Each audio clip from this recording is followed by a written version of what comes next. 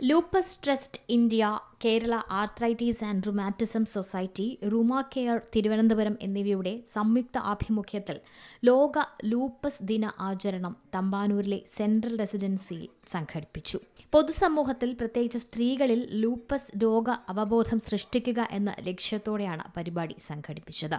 ഭക്ഷ്യ പൊതുവിതരണ മന്ത്രി GR അനിൽ പരിപാടി ഔദ്യോഗികമായി ഉദ്ഘാടനം ചെയ്തു. ഡോക്ടർ ഗ്ലാഡ്സൺ അലക്സ് പരിപാടിയുടെ അധ്യക്ഷത നിർവഹിച്ചു. Doctor Rajeena Mohan, doctor Vishnu, doctor Neethu B Johns എന്നിവരുടെ നേതൃത്വത്തിൽ ലൂപ്പസ് രോഗവുമായി ബന്ധപ്പെട്ട ബോധവൽക്കരണ ക്ലാസുകളും നടന്നു. ലൂപ്പസ് ട്രസ്റ്റിന്റെ പ്രതിനിധിയായ അസർ കാണികളുമായി ലൂപ്പസ് രോഗത്തെപ്പറ്റി ആശയവിനിമയവും നടത്തി. ചടങ്ങിൽ റുമ കെയറിന്റെ മാനേജർ നിതീഷ്, ലൂപ്പസ് രോഗികൾ, അവരുടെ ശുശ്രൂഷകർ, ആരോഗ്യ വിദഗ്ധർ എന്നിവർ പങ്കെടുത്തു. News desk C Malayalam news.